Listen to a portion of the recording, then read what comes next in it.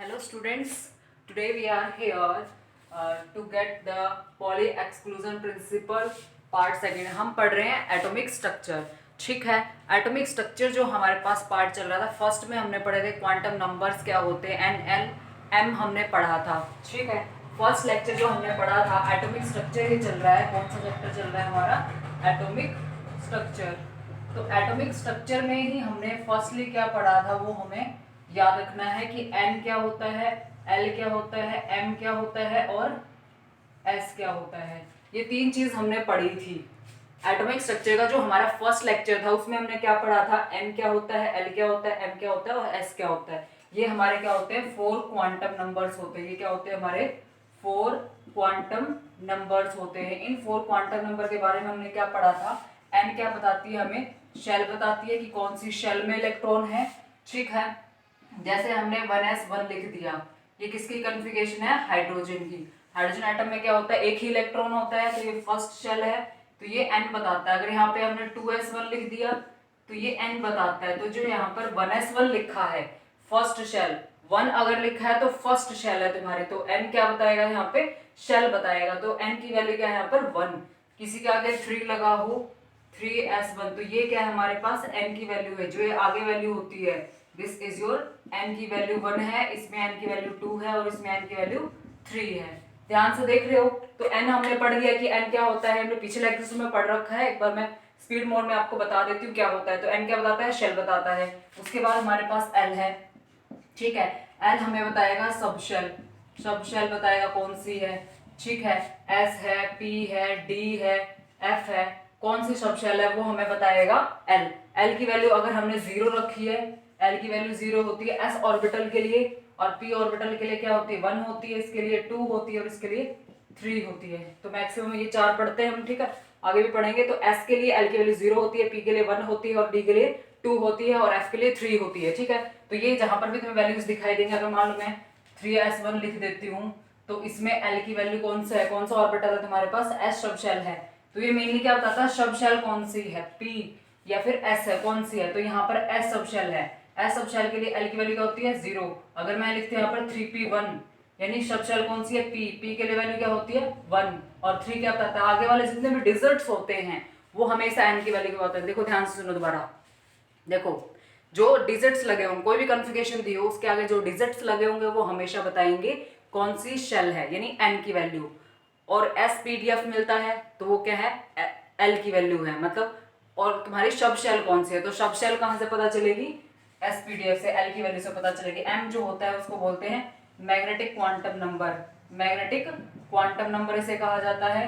इसको बोलते हैं एजीमुथल क्वांटम नंबर, इसको प्रिंसिपल क्वांटम नंबर। नाम तो पता होगा ना। फर्स्ट को बोलते हैं principal quantum number, azimuthal quantum number. M क्या है? Magnetic quantum number. एस क्या है? Spin quantum number. ठीक है, तो ये जो है एम हमारे पास क्या बताएगा? नंबर ऑफ ऑर्बिटल कितने हैं किसी भी शेल में, नंबर ऑफ ऑर्बिटल कितने हैं इसकी वैल्यूज पता चलेगी। जैसे हमारे पास एस की वैल्यू है, एस की वैल्यू के लिए एम की वैल्यू 0 होती है, पी के लिए क्या होती है?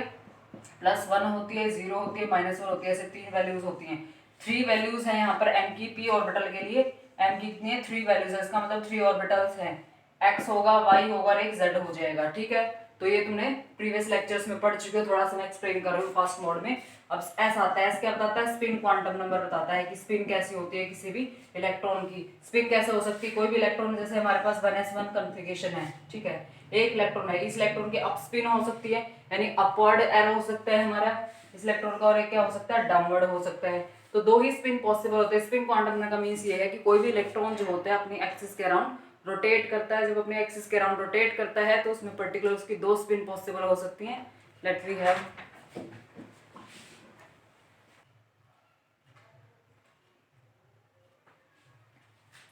देखो हम कहाँ पहुंच गए थे? स्पिन क्वांटम नंबर में पहुंच गए थे हम। 4 यहाँ पर हम पढ़ रहे थे। एन एन एम हमने पढ़ लिया। N principal quantum number, L तुम्हारे सब शेल को बताता है, एम क्या है? मैग्नेटिक क्वांटम नंबर है, जिसने इसको एक्सप्लेन कर ही दिया है। ठीक है, उसके बाद नेक्स्ट जो हमें पढ़ना है यहाँ पर वो ये पढ़ना है कि जो s होता है वो क्या बताता है? Spin quantum number. जैसे कोई भी इलेक्ट्रॉन है जब वो रोटेट करता है तो वो उसकी स्पिन डायरेक्शन होती है जब वो अपनी एक्सिस के अराउंड, यानी जैसे कोई एटम है ये अपनी एक्सिस के अराउंड कोई रोटेट करता है तो उसे हम बोलते हैं स्पिन मोशन, यानी वो स्पिन कर रहा है अपनी एक्सिस के अराउंड, तो उसको बोला जाएगा स्पिन मोशन बोला जाएगा। तो स्पिन किस तरह की हो सकती है, उसकी क्लॉकवाइज हो सकती है, ये जो होती है इसकी क्या होती है, क्लॉकवाइज होती है, और ये जो होती है ये क्या होती है, एंटी क्लॉकवाइज। अगर इस इलेक्ट्रॉन की डायरेक्शन जो होती है अपवर्ड साइड में होती है, यानी इसका जो एरो होता है ये अपवर्ड साइड में होता है, तो ये क्या होती है, क्लॉकवाइज। और एंटी क्लॉकवाइज कैसे होगी, अगर ये डाउनवर्ड होता है तो इसको क्या बोलते हैं, प्लस हाफ बोला जाता है स्पिन की वैल्यू, और इसकी क्या होती है, माइनस हाफ। अगर ये अपर डायरेक्शन में स्पिन है तो प्लस हाफ हो जाएगी, अदरवाइज माइनस हाफ स्पिन हो जाएगी। ठीक है, यहाँ पर हमने इतना पढ़ लिया है। तो यहाँ पर हमने ये सब तो पढ़ लिया कि ये क्या होते हैं, चारों क्वांटम नंबर। ठीक है, यहाँ जो ये हमारे पास पॉली एक्सक्लूजन प्रिंसिपल पढ़ रहे हैं, इसका क्या फैक्ट है पढ़ने का, इसको क्यों पढ़ रहे हैं हम, that is the particular thing जो हमें यहाँ पर पढ़नी है। कि पॉली एक्सक्लूजन प्रिंसिपल जो होता है वो कहता है कि कोई भी दो इलेक्ट्रॉन्स जो होते हैं उसके सारे क्वांटम नंबर सेम नहीं हो सकते हैं, ये कहता है पॉली एक्सक्लूजन प्रिंसिपल। ठीक है, तो पॉली एक्सक्लूजन प्रिंसिपल ये कहता है कि कोई भी दो इलेक्ट्रॉन्स, नो टू इलेक्ट्रॉन, कोई भी दो इलेक्ट्रॉन जो है उनके सारे क्वांटम नंबर सेम नहीं होते। Not two electron can have same all four quantum number। ठीक है, तो ये कहा किसने, पॉली एक्सक्लूजन प्रिंसिपल ने कहा कि कोई भी दो इलेक्ट्रॉन है तुम्हारे पास, ठीक है, जैसे ऑर्बिटल है तुम्हारे पास, उस ऑर्बिटल में दो इलेक्ट्रॉन है, ठीक है, कोई भी ऑर्बिटल हो हमारे पास, ठीक है, 1s1 हो गया मान लो, ठीक है, तो उस ऑर्बिटल में एक इलेक्ट्रॉन हो चाहे दो इलेक्ट्रॉन हो, मान लो दो इलेक्ट्रॉन है, ठीक है, जैसे हमारे पास हाइड्रोजन है, ठीक है, हमारे पास क्या है, हाइड्रोजन की कॉन्फ़िगरेशन क्या होती है 1s1, और हीलियम की कॉन्फ़िगरेशन क्या होती है 1s2। देखो ध्यान से, हाइड्रोजन की कॉन्फ़िगरेशन क्या होती है 1s1 होती है, और इसकी कॉन्फ़िगरेशन क्या होती है 1s2 होती है। ठीक है, अब इसके ऑर्बिटल में क्या है, एक इलेक्ट्रॉन है, इसके ऑर्बिटल में क्या है, दो इलेक्ट्रॉन्स हैं। ठीक है, अब देखो इसने कहा पॉलिस में कोई भी दो इलेक्ट्रॉन्स के सारे क्वांटम नंबर सेम नहीं होंगे। सारे कौन से क्वांटम नंबर है, चार quantum number, that is N, L, M और एस। ये चारों क्वांटम नंबर किसी भी इलेक्ट्रॉन के सेम नहीं होंगे। दैट मीन्स उसमें से अगर तीन सेम हो जाते हैं ना, तीन सेम हो जाते हैं, तो जो तुम्हारा फोर्थ है एस, वो क्या होगा, डिफरेंट होगा। ये बात याद रखना। ये बताइए पॉली एक्सक्लूजन है, किसी भी दो इलेक्ट्रॉन्स की सारे के सारे क्वांटम नंबर सेम नहीं होंगे। अगर तीन सेम हो जाते, एक सेम है, दो सेम है, तीन सेम चल जाएगा, लेकिन फोर्थ वाला तो डिफरेंट होगा ही होगा। समझ रहे हो, जैसे इस ऑर्बिटल में ये एक इलेक्ट्रॉन था, ठीक है, अब इसकी n की वैल्यू बताओ जरा मुझे। ठीक है, तो 1s1 को देखो ध्यान से, 1s1 है हमारे पास ऑर्बिटल, ठीक है, इसमें एक इलेक्ट्रॉन हमारे पास है, तो 1s है, n की वैल्यू क्या है 1, s ऑर्बिटल है, l की वैल्यू क्या होती है 0, m की वैल्यू भी 0। ठीक है, अब हीलियम वाला इलेक्ट्रॉन देखो, दो इलेक्ट्रॉन है इसमें हमारे पास, n की वैल्यू भी 1, क्योंकि 1s2 है ना, तो n की वैल्यू जो डिजिट्स होते हैं वो क्या होते हैं, प्रिंसिपल क्वांटम नंबर, तो n = 1। s ऑर्बिटल है, s ऑर्बिटल के लिए l की वैल्यू क्या होती है 0, m की वैल्यू भी 0। देखो इस हाइड्रोजन के लिए, ये है हमारे पास क्या था, हाइड्रोजन था, तो इस हाइड्रोजन के लिए 1s1 कॉन्फ़िगरेशन है, और हीलियम जो था हमारे पास, हीलियम की कॉन्फ़िगरेशन 1s2, इसमें दो इलेक्ट्रॉन हैं। ठीक है, तो इन इलेक्ट्रॉन्स को हम कंपैरिजन करें, चाहे दो कंपैरिजन, चाहे किसी को भी कंपैरिजन करो आपस में, तो देखो इनका ये सेम है, तीनों चीज इनकी सेम है, इन इलेक्ट्रॉन्स की क्या है, तीनों चीज क्या है, सेम है। ऐसे भी कंपैरिजन कर सकते हो। ठीक है, तो देखो इनकी n की वैल्यू सेम, l की वैल्यू सेम, n की वैल्यू सेम, तो सबको सेम है, लेकिन इनके क्या डिफरेंट होंगे, स्पिन क्वांटम नंबर डिफरेंट होंगे। जैसे देखो हम इसको कंपेयर ना करके हम किसको कंपेयर कर देते हैं, सिर्फ हीलियम को कंपेयर करेंगे, तब भी हम इसको डिटरमाइन कर सकते हैं। जैसे हीलियम के दो इलेक्ट्रॉन्स हमारे पास, हीलियम का ए एटम, ए इलेक्ट्रॉन, ये बी इलेक्ट्रॉन, ये ए एटम का हो गया हमारे पास, और बी जो हमारे पास इलेक्ट्रॉन, उसके क्या हो जाएगा, एन की वैल्यू 1, एल की वैल्यू वही 0, एम की वैल्यू भी 0, लेकिन एस की वैल्यू क्या हो जाएगी, इसकी प्लस हाफ हो जाएगी, और इसकी एस की वैल्यू क्या हो जाएगी, माइनस हाफ हो जाएगी। समझ रहे हो, यहाँ पर जो चीज तुम्हें यहाँ पर पढ़नी है वो ये पढ़नी है कि कोई भी रिएक्शन तुम कर रहे हो, ठीक है, अब जैसे हीलियम के ही दो इलेक्ट्रॉन ले लिए मैंने, देखो एक ही एटम के अंदर भी ले सकते हो, हीलियम और हाइड्रोजन को भी कंपैरिजन कर सकते हो, तो उनके भी सेम नहीं होंगे। अगर हाइड्रोजन को कंपैरिजन करोगे तो भी सेम नहीं होंगे। देखो एस की वैल्यू जो है, इसका क्या हो जाएगा, अप साइड में हो जाएगी, इसका अप साइड में होगा, तो इसकी क्या हो जाएगी, प्लस हाफ हो जाएगी। तो सबको सेम नहीं होगा किसी भी इलेक्ट्रॉन का, बात मेरी याद रखना हमेशा। तो ये जो हमारे पास यहाँ पर दो इलेक्ट्रॉन देखो अपोजिट स्पिन होती हैं, एक की अप साइड स्पिन है, एक की डाउन साइड स्पिन है, तो ए टाइप के एटम की स्पिन क्या होगी, प्लस हाफ, बी टाइप का जो एटम हमारे पास है उसकी क्या हो जाएगी -½ क्योंकि उसकी डाउनवर्ड होती है। जिसकी भी डाउनवर्ड स्पिन होती है उसकी क्या होती है -½ स्पिन होती है, और जिसकी अपवर्ड होती है उसकी क्या होती है +½ स्पिन होती है। समझ गए? तो कहने का मतलब सिर्फ इतना ही है कि 2 इलेक्ट्रॉन्स के सारे क्वांटम नंबर सेम नहीं होते, चाहे तुम उसको किसी को भी कंपैरिजन करो। देखो स्पिन क्वांटम नंबर कभी भी सेम नहीं होगा किसी भी इलेक्ट्रॉन का। ऐसा इसलिए है, मान लो हमारे पास ये 2p1 कॉन्फ़िगरेशन है, ठीक है। एक इलेक्ट्रॉन हमने यहाँ डाल दिया, एक इलेक्ट्रॉन यहाँ डाल दिया, एक इलेक्ट्रॉन यहाँ, फोर्थ इलेक्ट्रॉन यहाँ डाल दिया हमने, ठीक है। ध्यान से देखो, देखो हमने थर्ड, मान लो हमारे पास क्या है 2p3 कॉन्फ़िगरेशन है, 1 इलेक्ट्रॉन 2 इलेक्ट्रॉन, थर्ड इलेक्ट्रॉन को भी हमने ये डाल दिया, यहाँ पे क्या होगा रिपल्शन होगा, ठीक है। रिपल्शन होगा यहाँ पे, इसलिए हम थर्ड इलेक्ट्रॉन कहाँ डालेंगे, यहाँ पर डालेंगे। दूसरी बात देखो, एक तो ये कंसेप्ट होगा कि रिपल्शन क्यों हो रहा है, ठीक है। दूसरी बात देखो, अगर इन दोनों इलेक्ट्रॉन की हम सेम स्पिन कर देंगे तो एक ही ऑर्बिटल में पहली बात तो तुम 2 इलेक्ट्रॉन डाल रहे हो, जबकि तुम्हारे पास चॉइस है, एक रूम और तुम्हारे पास खाली है, तो 2 इलेक्ट्रॉन पे माइनस का चार्ज दोनों में क्या होता है रिपल्शन होता है। तो कभी भी 2 इलेक्ट्रॉन्स को एक ऑर्बिटल में कोशिश करना ना रखो अगर तुम्हारे पास स्पेस है। ऐसा नहीं है कि एक ऑर्बिटल में 2 इलेक्ट्रॉन नहीं आ सकते, एक ऑर्बिटल में 2 ही इलेक्ट्रॉन आते हैं हमेशा। लेकिन क्या होता है कि देखो इसमें 3 ऑर्बिटल है तो हम थर्ड इलेक्ट्रॉन को यहाँ पहुंचा सकते हैं। तो इसकी एग्जैक्ट स्टेबल कॉन्फ़िगरेशन क्या हो जाएगी, यहाँ पे एक इलेक्ट्रॉन, यहाँ पे एक इलेक्ट्रॉन, एक इलेक्ट्रॉन यहाँ पे। तो इस तरह से तीनों इलेक्ट्रॉन कहाँ चले जाएंगे, ऐसे 1 1 हाफ फिल्ड हो जाएगा, मतलब ये ज्यादा स्टेबल है क्योंकि इसमें क्या होगा इलेक्ट्रॉन इलेक्ट्रॉन में रिपल्सन हो जाएगा। अब यहाँ बात पढ़ रहे हैं स्पिन की बात कर रहे हैं कि सेम स्पिन क्यों नहीं हो सकती, +½ हो जाएगी, इसकी भी +½ क्योंकि दोनों का एरो क्या होता है अपसाइड में, इसका भी एरो अपसाइड में, दोनों में ++½ हो जाएगी, दैट इज क्या हो जाएगा रिपेल करेंगी, क्योंकि हमें पता है सेम चीज जो होती है आपस में क्या करती है रिपल्शन करती है। बात समझ में आ रही तुम्हें इसमें? तो यहाँ पर +½ स्पिन में ये हो जाएगा, +½ स्पिन में तो इनमें रिपल्शन हो जाएगा, इसलिए किसी का भी स्पिन क्वांटम नंबर कभी भी सेम नहीं होता, ये बात याद रखना है। सारी चीजें तुम्हारी सेम हो सकती हैं लेकिन जो स्पिन क्वांटम नंबर है that is spin quantum number, ये कभी भी सेम नहीं होगा किसी भी 2 इलेक्ट्रॉन्स का। अभी तुम किसी के साथ भी इसको कंपैरिजन करो, ठीक है। तो ये हुआ हमारा पॉली एक्सक्लूजन प्रिंसिपल, ठीक है। दूसरा जो हम पढ़ेंगे इसमें, दूसरा जो हमारे पास होगा that will be your hunts rule, ठीक है। हंट्स रूल हम पढ़ेंगे यहाँ पर, ये हमारे पास ए था, उसके बाद हम पढ़ेंगे B, that is Hund's rule, Hund's rule, ठीक है। हंट्स रूल बोल सकते हो, हंट्स प्रिंसिपल बोल सकते हो, ठीक है। हंट्स रूल ने 2 चीजें बोली थी कि देखो हंट्स रूल ये कहता है कि अगर आपके ऑर्बिटल में स्पेस है, दैट मीन्स कोई भी हमारे पास, देखो इसको मैं थोड़ा एक्सपेरिमेंटली मतलब इसमें ब्लैक बोर्ड पे समझाऊं, बट ये याद रखो जब तक किसी भी ऑर्बिटल, एक बात ध्यान सुनो, जब तक किसी ऑर्बिटल में किसी भी सब शेल, बात करो सब शेल, जैसे पी सब शेल है हमारे पास, क्या हमारे पास पी सब शेल है, पी सब शेल में कितना होते हैं 3 ऑर्बिटल्स होते हैं, इसमें 3 ऑर्बिटल्स हैं।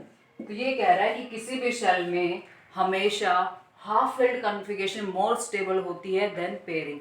तो ये कह रहा है कि पहले इलेक्ट्रॉन्स को हमने क्या करना है अनपेयर्ड रखना है, बाद में पेयरिंग स्टार्ट करनी है। पहले जैसे p3 कॉन्फ़िगरेशन है, ठीक है, तो एक इलेक्ट्रॉन यहाँ चला गया, एक इलेक्ट्रॉन यहाँ चला गया, लेकिन हम क्या कर सकते हैं कि थर्ड इलेक्ट्रॉन को इसमें फर्स्ट में डाल सकते हैं, यहाँ पर डाल सकते हैं थर्ड इलेक्ट्रॉन को, ठीक है, डाल सकते हैं, हमारी मर्जी है, हम कुछ भी करें, ठीक है।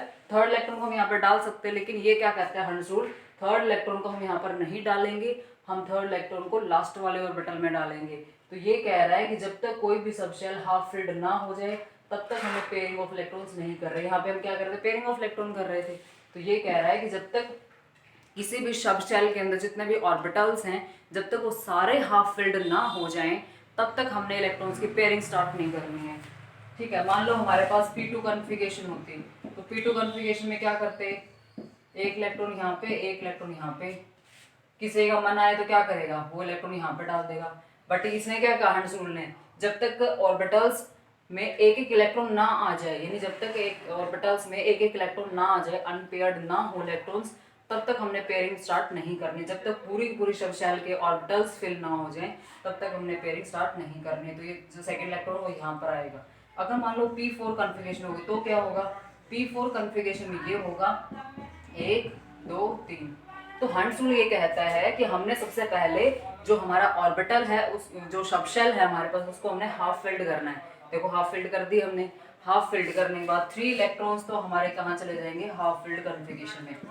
यानी पूरी सब शेल जो है वो हमने क्या कर दिया, हाफ फिल्ड कर दी है। सारे सब शेल के अंदर क्या है, एक एक इलेक्ट्रॉन है, तो ये हाफ फिल्ड है। पूरी फिल्ड कब होगी, जिसमें 6 इलेक्ट्रॉन्स आ जाएंगे, तो 6 इलेक्ट्रॉन्स आएंगे तब फुली फिल्ड हो जाएगी। लेकिन हम क्या बता रहे हैं, 3 इलेक्ट्रॉन्स डाले हमने हाफ फिल्ड में। इसने बोला है कि पेयरिंग हमें तब स्टार्ट करनी है, पेयरिंग हमें तब स्टार्ट करनी है जब ये सारा क्या हो जाएगा, हाफ फिल्ड हो जाएगा, ये कंसेप्ट है। तो फोर्थ इलेक्ट्रॉन पेयरिंग में आएगा, क्यों, क्योंकि हमारी पूरी जो हमारे जो ऑर्बिटल है, जो हमारे सब शेल है, वो क्या हो जाते हैं, पूरे हाफ फिल्ड हो जाएंगे। उसके बाद हमने पेयरिंग स्टार्ट करनी है। अगर P5 होगा तो यहाँ पर आएगा, P6 भी यहाँ पर आएगा, क्योंकि ऑप्शन नहीं है ना, हमारे पास जगह ही नहीं है इलेक्ट्रॉन्स को रखने की। तो उसके लिए हम क्या करेंगे,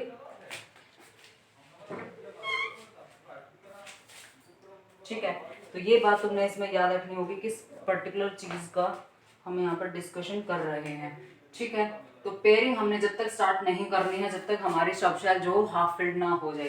दूसरी बात ये कह रहा है, देखो पेयरिंग विल स्टार्ट, ये हम बोलेंगे pairing of electron, pairing of electron जो होगा will start, pairing of electron जो होगा वो तभी स्टार्ट होगी after half filled, after half filled shell.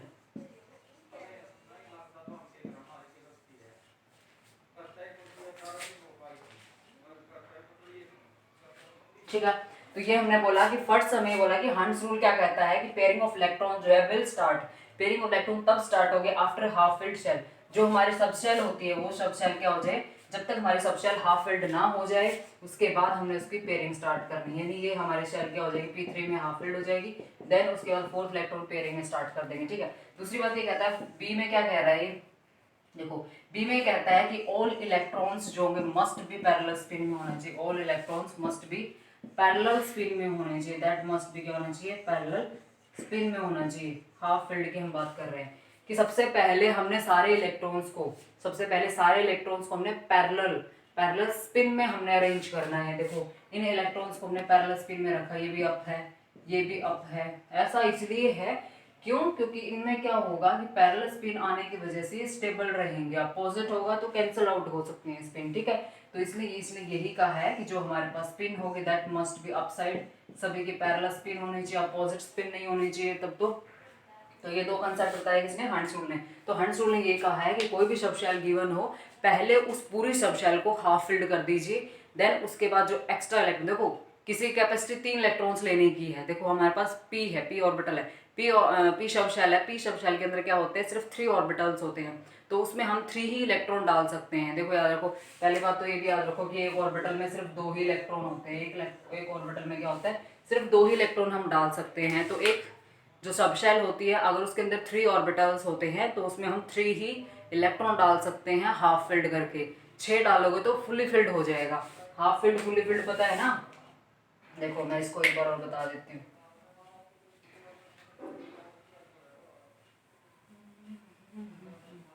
देखो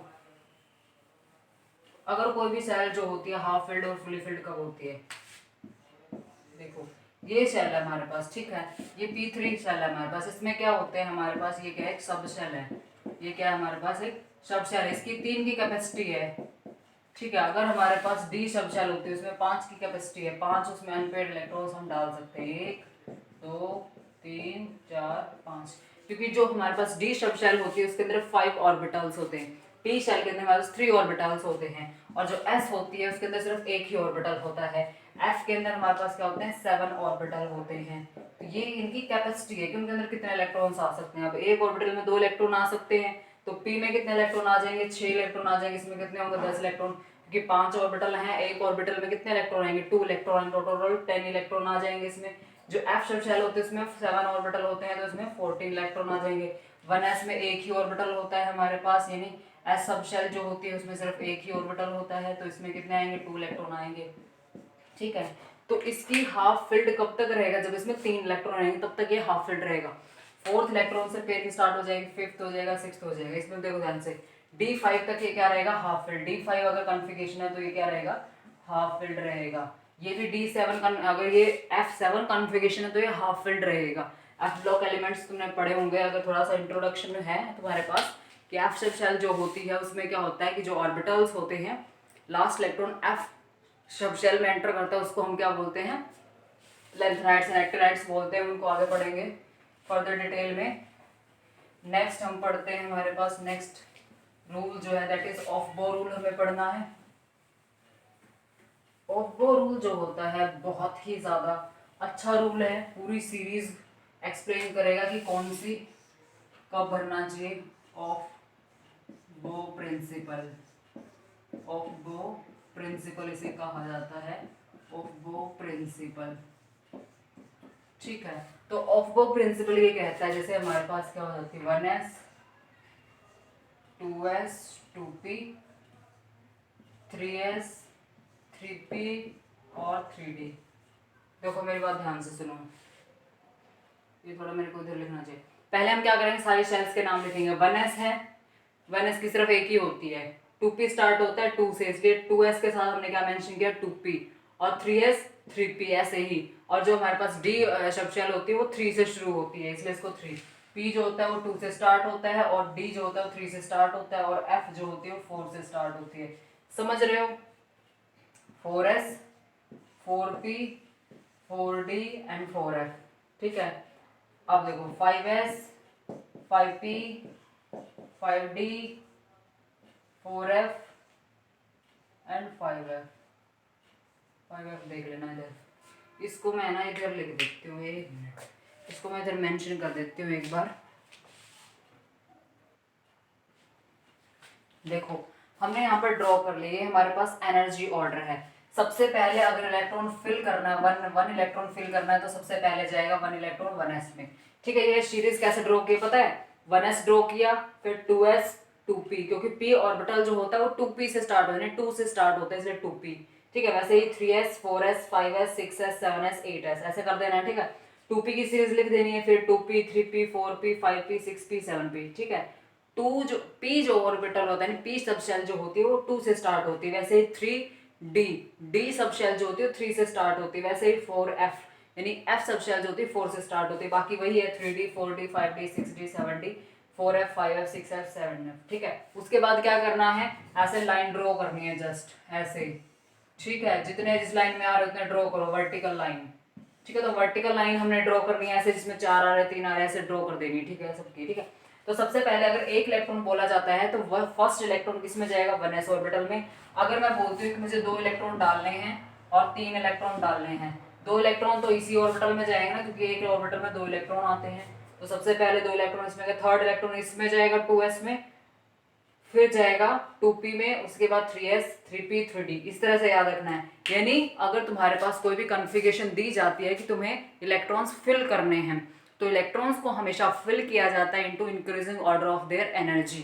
ठीक है, तो ये इंक्रीजिंग ऑर्डर ऑफ एनर्जी हमने ड्रॉ किया है कि सबसे ज्यादा एनर्जी किसकी होती है। देखो इधर से 7f में सबसे लास्ट में इलेक्ट्रॉन जाएगा। यानी ऑफ बो प्रिंसिपल ने क्या बोला, एक बार उसकी स्टेटमेंट मैं आपको बता देती हूँ। ये जाएगा जुएगा तो मैंने बता ही दिया कौन कहाँ जाएगा। तो इलेक्ट्रॉन्स की जो अरेंजमेंट होती है, इलेक्ट्रॉन्स की जो अरेंजमेंट होती है, या फिर ये बोल सकते हो इलेक्ट्रॉन्स फिल्ड किए जाते हैं, इलेक्ट्रॉन्स इलेक्ट्रॉन्स आर फिल्ड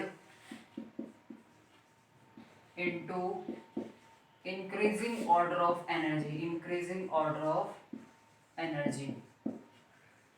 समझ गए? यानी इलेक्ट्रॉन्स को इंक्रीजिंग ऑर्डर ऑफ एनर्जी में फिल किया जाता है। सबसे पहले जो लोवेस्ट एनर्जी ऑर्बिटल होगा सबसे पहले उसमें इलेक्ट्रॉन फिल किए जाएंगे। यानी 1s ऑर्बिटल सबसे पहले है, तो सबसे लोवेस्ट एनर्जी ग्रुप, मतलब लोवेस्ट एनर्जी सब शेल है ये हमारे पास। ठीक है, सबसे लोवेस्ट एनर्जी सब शेल है, तो सबसे पहले इलेक्ट्रॉन इसमें जाएगा, फिर इसमें जाएगा, देन इसमें जाएगा, उसके बाद इसमें इसमें इसमें ऐसे मूवमेंट करोगी। ठीक है, तो 7f सबसे लास्ट में फिल किया जाएगा इलेक्ट्रॉन इसमें, क्योंकि इसकी जो एनर्जी सबसे ज्यादा होती है। बात याद रखो, f ऑर्बिटल है, d ऑर्बिटल है, p ऑर्बिटल है और s ऑर्बिटल है, तो सबसे ज्यादा एनर्जी f ऑर्बिटल की होती है। सबसे ज्यादा एनर्जी किसकी होती है, f ऑर्बिटल का। ये एनर्जी ऑर्डर हमारे पास हमने ड्रॉ किया है। तो सबसे ज्यादा एनर्जी f ऑर्बिटल की होती है, फिर d की होती है, फिर p की होती है, फिर s की होती है। तो सबसे लोवेस्ट एनर्जी जो होती है s ऑर्बिटल की होती है, इसे हम क्या बोलेंगे, ग्राउंड स्टेट। ठीक है, तो सबसे पहले जो इलेक्ट्रॉन्स होंगे वो s ऑर्बिटल में इलेक्ट्रॉन्स फिल किए जाएंगे। देखो ऊपर भी लिखा हुआ हमने, 1s ऑर्बिटल में सबसे पहले इलेक्ट्रॉन्स जाएंगे, उसके बाद 2s में 2p में। ये ऑर्डर याद रखना, ये नहीं है कि इलेक्ट्रॉन दिए हुए हैं तो मैं उठा के सामने में डाल दिया, ऐसा कुछ नहीं करना है। सबसे पहले ये इलेक्ट्रॉन सारे ऑर्बिटल्स फिल हो जाएंगे। मान लो तुम्हारे पास 50-60 इलेक्ट्रॉन्स होते हैं तो सबसे पहले ऊपर वाले ऑर्बिटल्स को फिल करना होगा, उसके बाद सबसे बाद नीचे जाना है। ठीक है, तो 7s सबसे लास्ट में फिल किया जाएगा। ये वाली जो सीरीज हमारे पास होती है ये इसमें क्या होगा, सबसे लास्ट में इलेक्ट्रॉन्स जो है वो फिल किए जाएंगे। तो ये बात इसमें याद रखनी है। ठीक है, तो ये बताया था ऑफ वो प्रिंसिपल। ऑफ वो प्रिंसिपल ने सिर्फ इतना ही कहा है कि हमें इलेक्ट्रॉन्स को फिल्ड करना है इनटू सबशेल में into increasing order of their energy. तो 5f जो f ऑर्बिटल सबसे ज्यादा एनर्जी होती है उसकी, d ऑर्बिटल होता है, फिर p ऑर्बिटल होता है, उसके बाद s ऑर्बिटल होता है। ऐसा इसलिए क्योंकि s ऑर्बिटल जो होता है वो सर्कुलर होता है। ठीक है, जो हमारे पास s ऑर्बिटल होता है, मान लो ये s ऑर्बिटल है, 1s सबशेल है हमारे पास। ठीक है, तो ये 1s सबशेल जो होती है वो सर्कुलर होती है, इसमें ज्यादा फोर्स ऑफ अट्रैक्शन होता है न्यूक्लियस का चारों तरफ से। तो इसलिए इसमें क्या होता है, इलेक्ट्रॉन्स अट्रैक्टेड होते हैं टुवर्ड द न्यूक्लियस, और इसलिए इसी सबशेल का क्या होता है, सबसे लेस एनर्जी हो जाती है क्योंकि इसमें अट्रैक्टिव फोर्स है, तो एनर्जी डिक्रीज कर जाएगी क्योंकि इसमें क्या होते हैं, फोर्स ऑफ अट्रैक्शन होते हैं। ठीक है, तो एस सबशेल की शेप क्या होती है, स्फेरिकल होती है। जो एस ऑर्बिटल है हमारे पास उसकी शेप क्या होती है, स्फेरिकल होती है, जिससे जो सेंटर में न्यूक्लियस होता है वो 1s के इलेक्ट्रॉन्स को अपनी तरफ विड्रॉ करता है, अट्रैक्ट करता है। तो उसमें अट्रैक्टिव फोर्स होते हैं कि अगर हम यहाँ इलेक्ट्रॉन फिल करेंगे तो ये इलेक्ट्रॉन क्या होगा, स्टेबल होगा, इसकी लेस एनर्जी होगी, ये ग्राउंड स्टेट में होगा तो ये ज्यादा स्टेबल होता है। जो हमारे पास डी सबशेल होती है उसकी शेप क्या होती है, ऐसे होती है, double number shape. P orbital जो होता है उसकी ऐसे होती है। जो एफ सबशेल होती है उसकी बहुत डिफरेंट टाइप्स की क्यूबिक स्ट्रक्चर में हो सकती है, ऐसे स्ट्रक्चर्स में होती हैं। तो उनकी शेप जो होती है, न्यूक्लियस जो होता है उसको अच्छे से अट्रैक्ट नहीं कर पाता है क्योंकि इलेक्ट्रॉन्स कहीं कहीं होते हैं, और ये क्या होते हैं, स्फेरिकल होने के कारण चारों तरफ से अट्रैक्टेड होते हैं। इसलिए एस ऑर्बिटल की एनर्जी सबसे लेस होती है, इसलिए सबसे पहले इलेक्ट्रॉन्स इसमें फिल किए जाते हैं। ये तो हमने बता दिया कि कैसे फिलअप किया जाता है इलेक्ट्रॉन्स को। दूसरा एक और छोटा सा रूल है, मैं बता देती हूँ। क्या, देखो रूल ये है कि n प्लस एल की वैल्यू, देखो n प्लस एल की वैल्यू जिसकी सबसे ज्यादा क्या होती है, स्मॉलर होती है, उसमें ऑर्बिटल फिल किए जाएंगे हमेशा। ये है बोहर ब्यूरेज रूल, बोहर ब्यूरेज रूल इसे कहा जाता है, ये बात याद रखना। ठीक है, तो बोहर ब्यूरेज रूल ये कहता है कि n प्लस एल की जो वैल्यू है जिसकी सबसे स्मॉलर आएगी, यानी n प्लस एल, n क्या है तुम्हारा प्रिंसिपल क्वांटम नंबर है, l क्या है तुम्हारा एजिमुथल क्वांटम नंबर है, दोनों को ऐड करो, उसके बाद वैल्यूज काउंट करो उन दोनों सबशेल की। तो उस जिसकी स्मॉलर वैल्यू होगी उसमें क्या होगा, फिल्ड किया जाएगा इलेक्ट्रॉन। जैसे हमारे पास 3d ऑर्बिटल है और 4s ऑर्बिटल है, 3d की वैल्यू निकालो, इसके लिए n जो होता है प्रिंसिपल क्वांटम नंबर 3 है, तो 3 प्लस l की वैल्यू क्या है, d सबशेल है, l के लिए क्या होती है हमारे 0 1 2 3 और इस तरह से होती है। तो s के लिए क्या होती है हमारी 0, p के लिए 1 और d के लिए 2 होती है। तो d के लिए 2 हो जाएगी, तो ये टोटल कितनी होगी, 5 होगी। अब 4s के लिए निकालो, इसके लिए क्या हो जाएगा, n की वैल्यू 4 है प्लस इसकी s की वैल्यू, तो इसकी l की वैल्यू तो इसकी 0 होती है, तो ये 4 आ जाएगा। हाँ 4 है।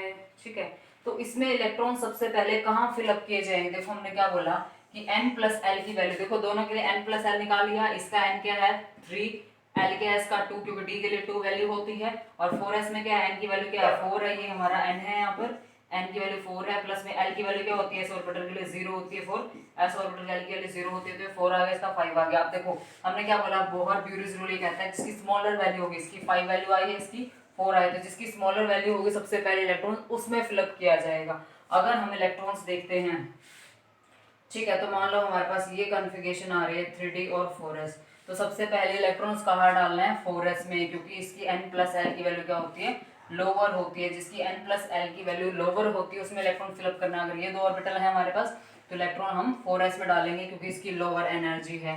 ठीक है, ये बात भी देखी होगी तुमने, डी जब ब्लॉक एलिमेंट्स पढ़े तो उसमें पढ़ा होगा कि इलेक्ट्रॉन्स जो होते हैं 4s में ही इलेक्ट्रॉन डाला जाता है सबसे पहले, और 4s से ही इलेक्ट्रॉन निकाला जाता है। ऐसा इसलिए है क्योंकि 4s ऑर्बिटल जो है उसमें क्या है, एक s ऑर्बिटल है जिसका स्फेरिकल शेप होती है, उसका पेनिट्रेशन इफेक्ट ज़्यादा होता है न्यूक्लियस की तरह। अगर तुम 4s में इलेक्ट्रॉन्स डालते हो तो वो स्फेरिकल शेप का होता है, और जो 4s में इलेक्ट्रॉन्स होंगे वो न्यूक्लियस की तरफ बहुत स्ट्रांगली अट्रैक्टेड होंगे क्योंकि स्ट्रॉन्ग फोर्स ऑफ अट्रैक्शन होगा, जिससे क्या हो जाएगा, वो स्टेबल हो जाएगा, अट्रैक्टिव फोर्स लगने की वजह से बहुत ज़्यादा स्टेबल हो जाएगा। 3D में ऐसा नहीं होता, उसकी डबल डबल डबल शेप ऐसे कुछ स्ट्रक्चर्स होती हैं तो उसमें स्टेबिलिटी नहीं आती है।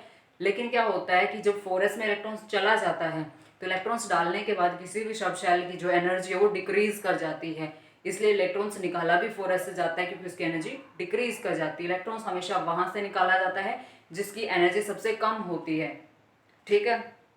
तो जो लूजली बाउंड इलेक्ट्रॉन होगा उसको निकालेंगे तो 4s की एनर्जी कम हो जाएगी आफ्टर एडिंग इलेक्ट्रॉन। तो इलेक्ट्रॉन ऐड करने के बाद उसकी एनर्जी डिक्रीज कर जाएगी, तो इसलिए 4s से ही हम इलेक्ट्रॉन को बाहर करेंगे, 4s से ही हम इलेक्ट्रॉन को क्या करेंगे, आउट करेंगे, बाहर कर देंगे, ठीक है। तो इलेक्ट्रॉन ऐड भी इसमें किया जाता है और बाहर भी इससे किया, क्योंकि इलेक्ट्रॉन ऐड करने के बाद एनर्जी डिक्रीज कर जाती है, ठीक है। दूसरा देखो यहाँ पर हमें जो पढ़ना है, अब इसकी हम लिमिटेशंस पढ़ लेते हैं ऑफ वो प्रिंसिपल की क्या लिमिटेशंस है। ये लिमिटेशन बहुत ज़्यादा इंपॉर्टेंट है, एग्जाम में आती है इसकी लिमिटेशंस। बहुत हल्के में ले रहे होगे ऑर्गेनिक केमिस्ट्री को तो तुम, है ना, वेरी नाइस, लेते रहो। एग्जाम आने वाले हैं, फरवरी में एग्जाम है तुम्हारे। Let's begin your game in organic, ठीक है। अब हम इसकी पढ़ लेते हैं लिमिटेशन। लिमिटेशंस क्या है? पहली लिमिटेशन ये है कि जो इलेक्ट्रॉनिक कॉन्फ़िगरेशन होती है, इलेक्ट्रॉनिक कॉन्फ़िगरेशन के बारे में इसने अच्छा कुछ नहीं बताया है। इलेक्ट्रॉनिक कॉन्फ़िगरेशन, ठीक है। तो इलेक्ट्रॉनिक कॉन्फ़िगरेशन जो होती है हमारे,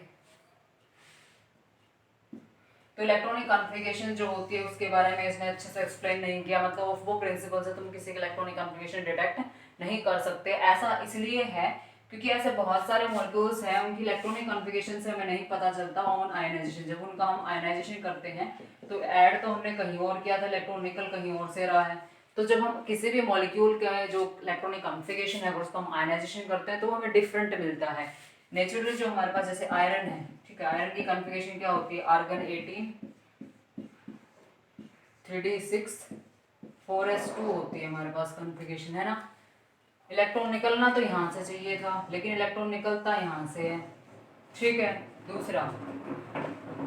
दूसरी बात हमेशा याद रखो, क्योंकि देखो, हाँ, अगर तुम ध्यान से देखो तो इलेक्ट्रॉन आयनाइजेशन के टाइम पे इलेक्ट्रॉन यहाँ से निकला है जबकि 3d से निकलना चाहिए था, ठीक है। लेकिन निकला कहाँ से, 4s से निकला है, क्योंकि इलेक्ट्रॉन डालने के बाद इसकी एनर्जी डिक्रीज कर जाती है, ऐसा इसलिए है, ठीक है।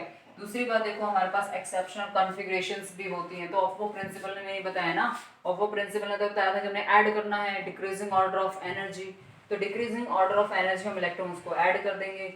But point is that electron हमने यहाँ पर ऐड कर दिया, निकाला इससे, तो क्यों निकाला, क्योंकि ये ऑफ वो प्रिंसिपल एक्सप्लेन नहीं कर पाया। तो ऑफ वो प्रिंसिपल किसी की भी इलेक्ट्रॉनिक कॉन्फ़िगरेशन एक्सप्लेन नहीं कर पाता। और जब आयनाइजेशन होता है, यानी हम इस इलेक्ट्रॉन को बाहर निकाल रहे हैं ना, इस इलेक्ट्रॉन को हम क्या कर रहे हैं, बाहर कर रहे हैं, तो ये फैक्टर भी इसने एक्सप्लेन नहीं किया कि 4s से हम क्यों इलेक्ट्रॉन निकाल रहे हैं। आयनाइजेशन पता चला, आयनाइजेशन का मतलब होता है हम एक इलेक्ट्रॉन बाहर निकाल रहे हैं, आयंस में कन्वर्ट कर रहे हैं। जब यहाँ से इलेक्ट्रॉन निकलेगा तो यहाँ पॉजिटिव चार्ज आएगा। तो आयनाइजेशन जब हम करते हैं तो उसमें इलेक्ट्रॉन जो होता है वो 4s से क्यों निकल रहा है वो इसने एक्सप्लेन नहीं किया ऑफ ने। सेकंड देखो, एक्सेप्शनल हमारे पास क्या होती है, कॉन्फ़िगरेशन होती है, एक्सेप्शनल कॉन्फ़िगरेशंस भी होती हैं, एक्सेप्शनल कॉन्फ़िगरेशन भी होते हैं, वो भी इसने एक्सप्लेन नहीं की है। कौन कौन से, देखो ध्यान से, जैसे हमारे पास कॉपर की है, ठीक है, क्रोमियम की है, ये होती है 3d10 4s1, और इसकी क्या होती है 3d5 4s1, ठीक है। लेकिन होनी क्या चाहिए थी, ये तो एक्सेप्शन है, ये तो हमने देख लिया कि एक्सेप्शन है, लेकिन होनी क्या चाहिए थी, कॉपर की होनी चाहिए थी 3d9 4s2, और क्रोमियम की क्या होनी चाहिए 3d4 4s2, ठीक है। कॉन्फ़िगरेशन होनी तो यही चाहिए थी कि दोनों इलेक्ट्रॉन s में होने चाहिए थे, क्योंकि पहले हमने बताया था कि s ऑर्बिटल में हम इलेक्ट्रॉन्स फिलिंग करते हैं अकॉर्डिंग टू n+n रूल। तो n+n रूल के अकॉर्डिंग हमने यहाँ इलेक्ट्रॉन्स को फिलअप करना था। 2 इलेक्ट्रॉन यहाँ आने चाहिए थे, d में नहीं जाने चाहिए थे। लेकिन ये क्या हो रहा है कि s का जो एक इलेक्ट्रॉन होता है वो उठकर यहाँ चला गया, इसका s का इलेक्ट्रॉन भी उठकर यहाँ चला गया, क्या बन गया 3d10 बन गया, यहाँ पे क्या 3d9 है और यहाँ पे क्या बन गया 3d10 बन गया। वैसे ही यहाँ पर है 3d4 था, ये क्या बन गया 3d5 बन गया। ऐसा क्यों हुआ कि मतलब जो 10th इलेक्ट्रॉन है यहाँ से यहाँ आ गया है, ठीक है, 3d10 हो गया और 3d5 हो गया। तो यहाँ पर क्या हो रही है, फुल्ली फिल्ड कॉन्फ़िगरेशन हमें ऑब्टेन हो रही है, फुल्ली फिल्ड कॉन्फ़िगरेशन यहाँ पे हमें क्या मिल रही है, हाफ फिल्ड कॉन्फ़िगरेशन मिल रही है। ध्यान से देख रहे हो, इसमें 3d5 है, 5 ऑर्बिटल्स होते हैं, 5 इलेक्ट्रॉन इसमें प्रेजेंट है, यानी हाफ फिल्ड हो जाएगी। हाफ फील्ड समझ रहे हो ना, देखो मैं बनाती हूँ 1 2 3 4, 1 2 3 4 5, ये हमारी डी सब शेल है। ठीक है, तो डी सब शेल में हमने क्या किया, 5 इलेक्ट्रॉन, 3d5 4s1 है, तो s में 1 इलेक्ट्रॉन डाल दो। ठीक है, तो 3d5 यानी 5 इलेक्ट्रॉन डाल दिए, 1 2 3 4 5 इलेक्ट्रॉन डाले, है कि नहीं हाफ फील्ड। तो कोई भी हाफ फील्ड कॉन्फ़िगरेशन हो चाहे फुली फील्ड कॉन्फ़िगरेशन हो, वो हमेशा क्या होती है, स्टेबल कॉन्फ़िगरेशन होती है। तो ये बात तुम्हें याद रखनी होगी कि हाफ फील्ड कॉन्फ़िगरेशन हो तो वो एक्स्ट्रा स्टेबल होती है, क्योंकि उसमें एक्सचेंज एनर्जी होती है। ये पार्टिकल उठ के यहाँ से यहाँ जा सकता है, यहाँ से यहाँ जा सकता है, ऐसे वो क्या करते हैं, अपने पोजीशन को चेंज करते रहते हैं, तो उससे एक एक्सचेंज एनर्जी आती है, उससे स्टेबिलिटी आती है, एक्स्ट्रा स्टेबिलिटी। ऐसे ही 3d10 क्या होती है, फुली फील्ड कॉन्फ़िगरेशंस होती हैं, इसमें तो एक्सचेंज एनर्जी आती है, लेकिन फुली फील्ड कॉन्फ़िगरेशन से क्या होती है, नोबल गैस कॉन्फ़िगरेशन जो होती है वो वहाँ से क्या आती है, स्टेबिलिटी आती है। कोई भी हमारे पास सब शेल है, अगर वो फुली फिल्ड होती है, हाफ फिल्ड होती है, तो उससे क्या आती है, स्टेबिलिटी आती है उसकी ओवरऑल। तो ये एक्सेप्शंस हैं कि 3d10 आई और 3d5 आई है ये कॉन्फ़िगरेशन, ये ऑफो प्रिंसिपल के अकॉर्डिंग फॉलो नहीं करते, क्योंकि ऑफो के अकॉर्डिंग तो 4s में दोनों इलेक्ट्रॉन जाने चाहिए थे, बट ये क्या आ रहा है 4s1 और ये इसकी भी 4s1, तो ये ऑफो प्रिंसिपल जो एक्सेप्शनल कॉन्फ़िगरेशन है उसको एक्सप्लेन नहीं कर पाया है। ठीक है, दो लिमिटेशन हो गई हैं। एक हम लेंथेनाइट्स और एक्टेनाइट्स में भी देख सकते हैं। जो लेंथेनाइट्स होते हैं उनके अंदर भी लिमिटेशन ऐसी हो जाएगी। जो लेंथेनाइट्स की कॉन्फ़िगरेशन होती है वहाँ पर भी एक्सेप्शंस आती हैं, लेंथेनाइट्स एंड एक्टेनाइट्स। लेंथेनाइट्स एंड एक्टेनाइट्स की जो कॉन्फ़िगरेशन हमारे पास होती है वो भी एक्सेप्शन होती है। जैसे हमारे पास क्या होता है, रेडियम की कॉन्फ़िगरेशन क्या होती है, Rn, ठीक है, 7s2 होती है। ठीक है, उसके बाद एक्टेनियम होती है, उसकी कॉन्फ़िगरेशन क्या होती है, रेनियम होती है, एंड 7s2 होती है, 6d1 होती है। ठीक है, अब देखो नाम से क्या पता चलता है, लेंथेनाइट्स और एक्टेनाइट्स ये दोनों क्या होते हैं, पहली बात तो एफ ब्लॉक एलिमेंट होते हैं। एफ ब्लॉक एलिमेंट वो होते हैं जिसमें जो लास्ट इलेक्ट्रॉन होता है वो कहाँ जाता है, एफ सब शेल में जाता है। ठीक, उसी को बोलते हैं एफ ब्लॉक एलिमेंट। तो एक्टेनाइट्स एंड लेंथेनाइट्स जो होते हैं वो एफ ब्लॉक एलिमेंट्स होते हैं। लेंथेनम से स्टार्ट होती है, लेंथेनम एक एलिमेंट का नाम है, तो उस लेंथेनम से शुरू होती है, इसलिए इसको लेंथेनाइट्स बोलते हैं। और एक्टेनाइट्स जो होती है उसमें एक एक्टेनियम एलिमेंट होती है, वहां से शुरू होती है, इसलिए इसको बोलते हैं एक्टेनाइट्स। इसमें 4s ऑर्बिटल में लास्ट इलेक्ट्रॉन जाता है और इसमें 5f में लास्ट इलेक्ट्रॉन जाता है, इसलिए इसको बोलते हैं एफ ब्लॉक एलिमेंट्स। ठीक है, लास्ट इलेक्ट्रॉन कहाँ जाता है, एफ ऑर्बिटल में जाता है। बट इनमें क्या हो रहा है, लास्ट इलेक्ट्रॉन एफ ऑर्बिटल में जा ही नहीं रहा है, एफ ऑर्बिटल में इलेक्ट्रॉन, तो लास्ट इलेक्ट्रॉन किस में जा रहा है, 7s2 में जा, लास्ट इलेक्ट्रॉन किस में जा रहा है, d1 में जा रहा है। तो ये एक्सेप्शनल बिहेवियर को वो एक्सप्लेन ही नहीं कर पा रहे हैं, क्योंकि हमने कहा कि लास्ट इलेक्ट्रॉन किस में जाएगा, सब शेल एफ में जाएगा, यानी कॉन्फ़िगरेशन के अकॉर्डिंग तो यहाँ पे क्या होना चाहिए, 6f में जाना चाहिए था इलेक्ट्रॉन, बट यहाँ पर नहीं जा रहे हैं। ठीक है, तो ये एक्सेप्शनल जो कॉन्फ़िगरेशंस होती है एक्सप्लेन नहीं कर पाया कौन, ऑफ्बो। तो ऑफ्बो प्रिंसिपल के बेस पे हम इन चीज़ों को एक्सप्लेन नहीं कर सकते हैं। एक और मैं आपको छोटा सा बता देती हूँ, पैलेडियम की कॉन्फ़िगरेशन भी क्या होती है, एक्सेप्शनल होती है, जिसको एक्सप्लेन नहीं कर पाया ये पैलेडियम की जो कॉन्फ़िगरेशन होती है वो होती है 6d8 होती है, आई थिंक यही होती है, 6d8 होती है मेरे ख्याल से, तो 4d8 5s2, sorry 4d8 5s2 होती है, ये कॉन्फ़िगरेशन होती है। पैलेडियम की हम बात करते हैं, ठीक है, बट पैलेडियम की जो कॉन्फ़िगरेशन हमारे पास होती है, जो रियलिटी में हमें मिलती है, वो क्या होती है, 4d10 होती है एंड 5s0 होती है। समझ रहे हो, एक्चुअल कॉन्फ़िगरेशन ये होती है। तो इसको भी ऑफ प्रिंसिपल एक्सप्लेन नहीं कर पाया, क्योंकि लास्ट इलेक्ट्रॉन जो होता है, अगर हम n+n रूल लगाते हैं तो लोवेस्ट एनर्जी किसकी होती है, इसकी होती है, तो दोनों इलेक्ट्रॉन इसी में रहने चाहिए, लेकिन किस में चले गए, 4d10 में चले गए, क्योंकि ये क्या होता है, एक्स्ट्रा स्टेबल होता है। तो ये इस एक्स्ट्रा स्टेबिलिटी को एक्सप्लेन नहीं कर पाए कौन, ऑफ प्रिंसिपल। तो these are all limitations we will made in next lecture. Thank you so much for patience.